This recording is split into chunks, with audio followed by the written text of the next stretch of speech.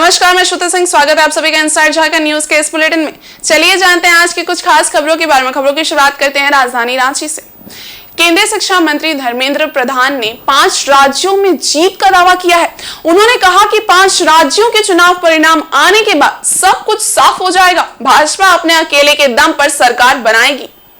शादी समारोह में शामिल होने के लिए झारखंड पहुंचे केंद्रीय मंत्री धर्मेंद्र प्रधान ने मीडिया से बातचीत में टनल से निकले मजदूरों को लेकर कहा कि ये बहुत ही खुशी की बात है कि 17 दिनों से टनल में फंसे मजदूर बहुत अथक प्रयास के बाद सुरक्षित बाहर निकले, जिसमें उत्तराखंड सरकार एनडीआरएफ टीम का अहम योगदान रहा है। वहीं दूसरी ओर तेलंगाना में कल हो रहे मतदान को लेकर मंत्री ने कहा कि अभी तक जितने राज्यों में चुनाव हुए हैं वहां बीजेपी अच्छा प्रदर्शन करेगी। इन चुनावों में पार्टी को अभूतपूर्व सफलता मिलेगी।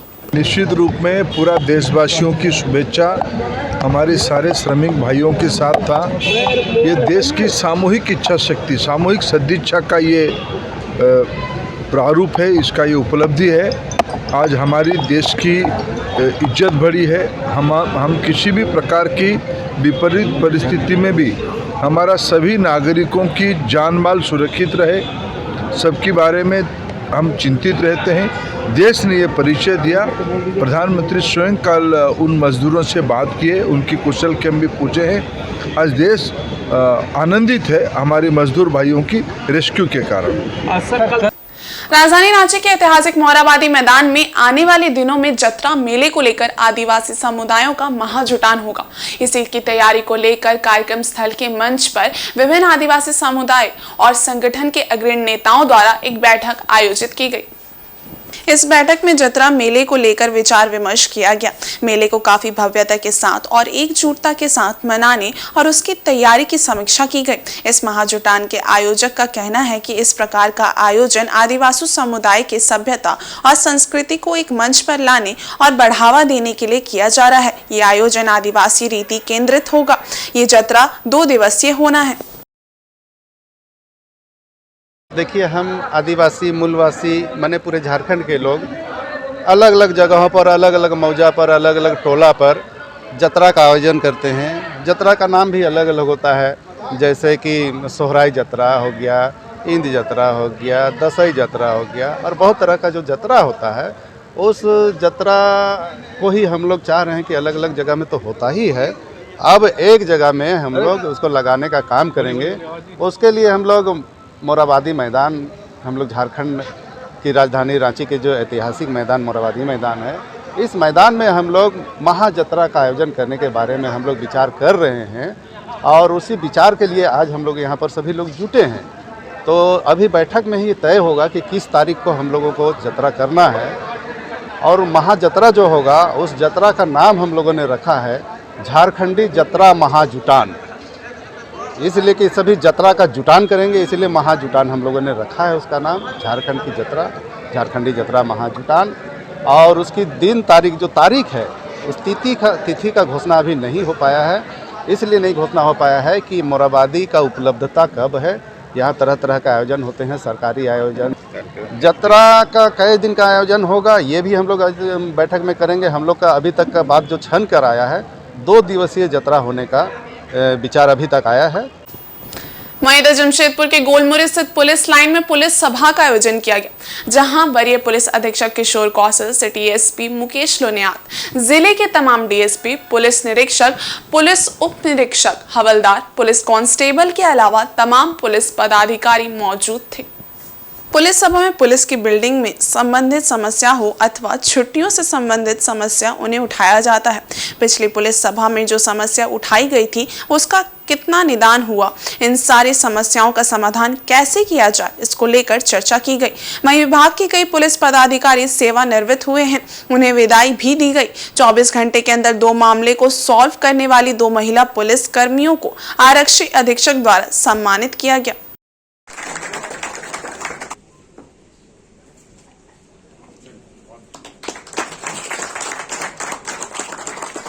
देखिए, आज जमशेदपुर पुलिस लाइन में पुलिस सभा का आयोजन किया गया, जिसमें कि सभी संवर्ग के पदाधिकारी, पुलिस अधीक्षक, पुलिस उपाधीक्षक, पुलिस निरीक्षक, पुलिस अवर निरीक्षक, सहनी, हवलदार, कांस्टेबल सभी शामिल हुए और सभी के द्वारा जो है जिनकी जो समस्या थी, जो सामूहिक तौर पर जो समस्या थी, उनको उठाया गया। वो चाहे बिल्डिंग से संबंधित हो या छुट्टियों से संबंधित हो या और भी जो भी इशू जो सामूहिक रूप से लोग कहीं ना कहीं फेस कर रहे हैं, और उन समस्याओं जो पिछले बार भी जो समस्याएं उठाई गई थी उनका क्या निदान निकला, उस पर चर्चा हुई। और इस बार जो समस्याएं लोगों के द्वारा जो सामने रखी गई हैं उन पर भी विचार किया गया और संबंधित पदाधिकारियों को उसका अनुपालन करने के लिए दिशा निर्देश दिया गया है। इसके अलावा आज हमारे 2 पदाधिकारी सेवानिवृत्त हो रहे हैं, तो उसके लिए एक विदाई समारोह का भी आयोजन साथ ही साथ किया गया था। और हमारे 3 पदाधिकारियों ने जिन्होंने बेहतर काम किया है पिछले दिनों में, अनुसंधान के दौरान एक पदाधिकारी ने 12 घंटे के अंदर एक चोरी के मामले में गिरफ्तारी करते हुए चार्जशीट समर्पित किया है। दूसरे मामले में 24 घंटे में एक चार्जशीट समर्पित किया गया और तीसरे मामले में एक अपहरण के मामले में गुजरात से रिकवर करके अपहृता को लेकर के सोनी ममता कुमारी के द्वारा लाया गया। तो इन तीनों ही पदाधिकारियों को सम्मानित।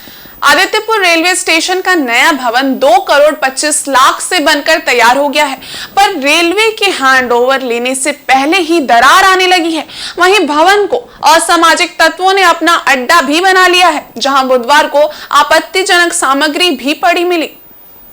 इधर ये मामला सोशल मीडिया पर वायरल होते ही डीआरएम के निर्देश पर जांच टीम गठित कर दी गई।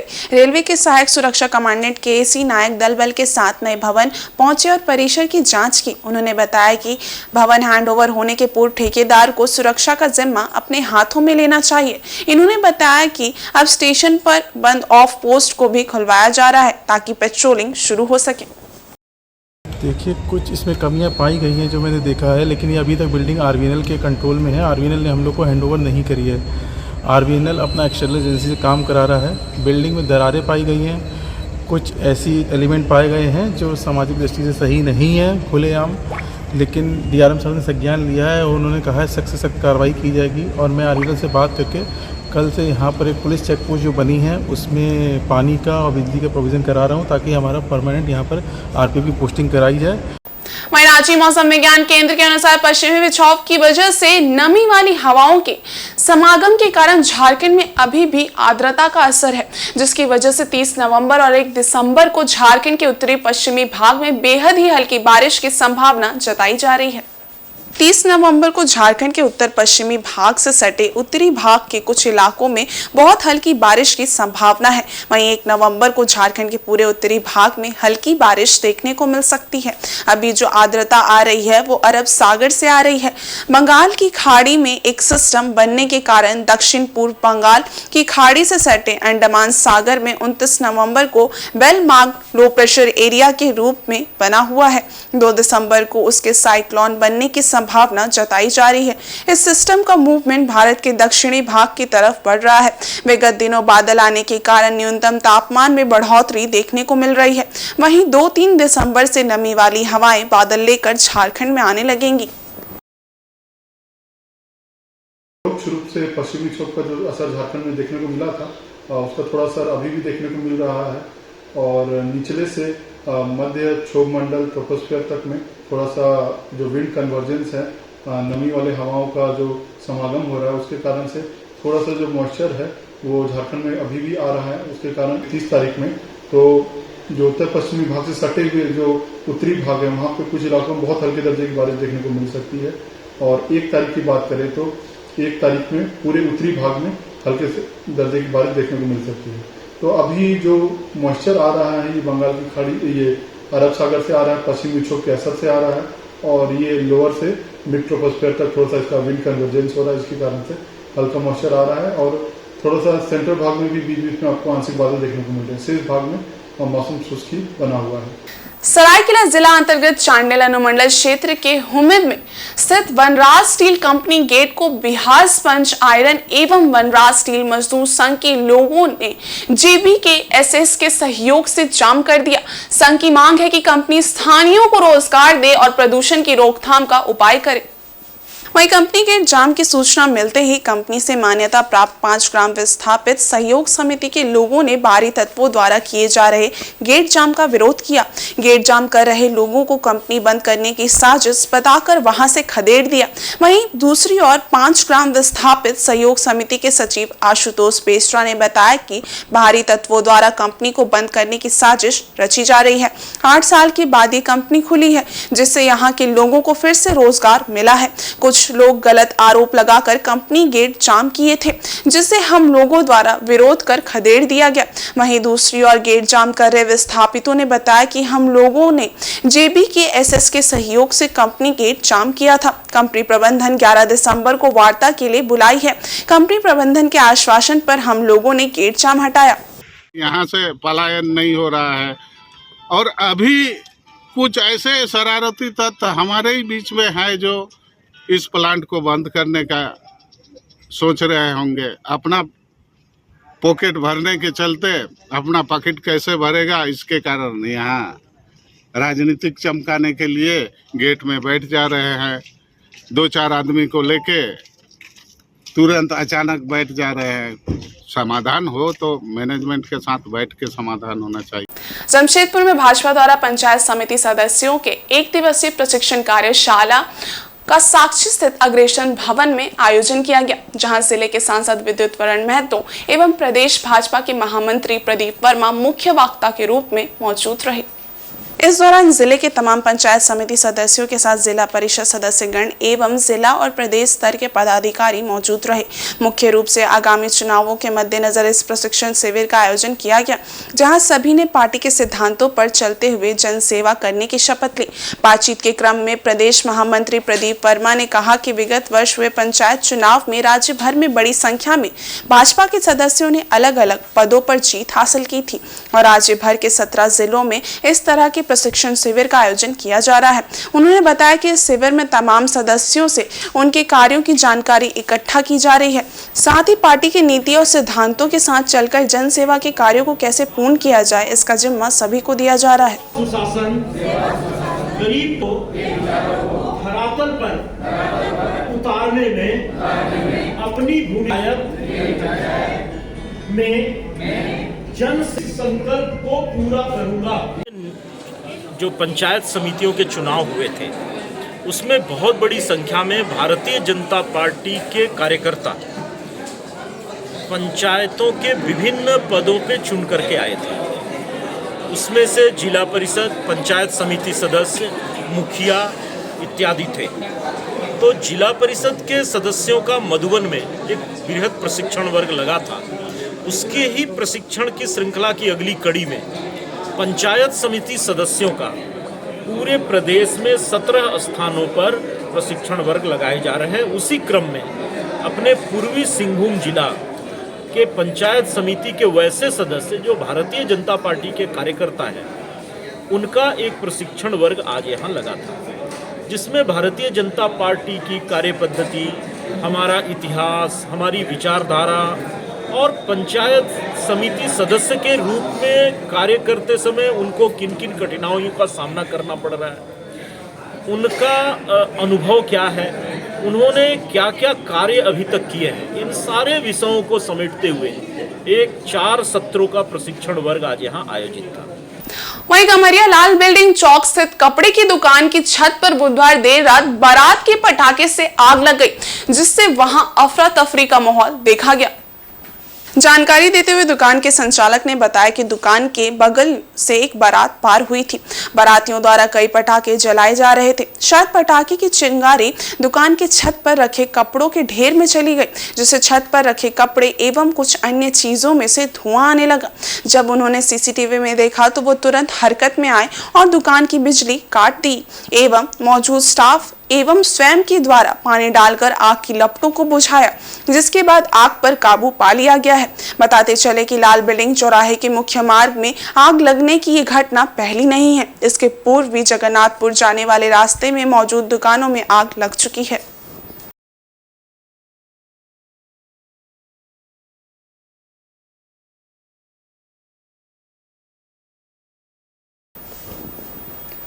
और इधर सरायकेला जिले के गम्हरिया बेसिक स्कूल परिसर में नगर निगम क्षेत्र अंतर्गत वार्ड संख्या 5 एवं 6 के लोगों के लिए आपकी योजना आपकी सरकार आपके द्वार कार्यक्रम का आयोजन किया गया, जिसमें लोगों को सरकारी योजनाओं का सीधा लाभ दिया गया। गम्हरिया बेसिक स्कूल परिसर में आयोजित कार्यक्रम में मंत्री चंपई सोरेन को भी शामिल होना था, लेकिन अपरिहार्य कारणों से वे नहीं आ सके। शिविर में सरायकेला एडीसी सह नगर निगम के प्रभारी अपर नगर आयुक्त सुबोध कुमार मुख्य रूप से शामिल हुए। इसके अलावा शिविर में सहायक नगर आयुक्त समेत प्रखंड 20 सूत्रीय अध्यक्ष सीके गौराई, पूर्व पार्षद ममता बेंस, सिद्धनाथ दुबे भी उपस्थित रहे। इस मौके पर ग्रामीणों को विभिन्न सरकारी योजनाओं का लाभ दिया गया। मौके पर परिसंपत्ति का भी वितरण किया गया। वहीं जरूरतमंद लोगों के बीच कंबल एवं दिव्यांगों के बीच ट्राईसाइकिल का वितरण किया गया।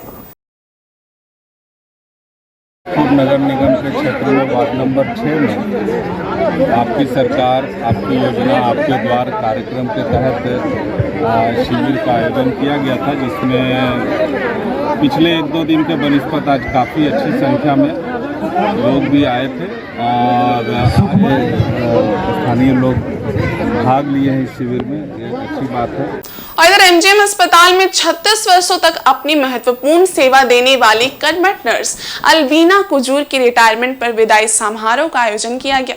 इस मौके पर नर्स ने कहा कि उनकी सेवा काल के कई खट्टे मीठे अनुभव रहे हैं, लेकिन सभी का इस दौरान प्यार मोहब्बत हमें मिला। नर्स अल्बीना कुजूर मूलतः रांची की रहने वाली हैं। 26 अगस्त 1987 को रिम्स में ट्रेनिंग लेने के बाद एमजीएम अस्पताल में अपना योगदान दिया। तब से निरंतर वो मरीजों के प्रति कर्मठ सेवा देती आई। उनकी सेवा भावना और हंसमुख स्वभाव सबके लिए प्रेरणा स्रोत था। वर्तमान में वे परिचारिका श्रेणी ए पद पर थी। लगभग 60 वर्ष की उम्र में 36 वर्ष 3 महीने के सेवा काल पर उनका रिटायरमेंट हुआ। इस अवसर पर जूनियर नर्स एवं अस्पताल के अन्य सदस्यों ने विदाई समारोह आयोजित कर फूल माला पहनाकर और केक काटकर उनके निरोग एवं परिवार के साथ खुशहाल जीवन की कामना की। इस मौके पर अल्बीना कुजूर ने कहा कि अस्पताल में उनका कार्यकाल खट्टी मीठी यादों के साथ पूरा हुआ। उन्हें सभी का प्यार मिला जो कभी भुलाया नहीं जा सकता। वहीं महामंत्री स्वास्थ्य विभाग के अमरनाथ सिंह ने कहा कि एक तरफ खुशी है तो दूसरी ओर दुख। अस्पताल की विडंबना है कि लगातार नर्स रिटायर हो रही हैं, लेकिन बहाली नहीं हो रही है। सरकार को इस और ध्यान देना चाहिए। 26 अगस्त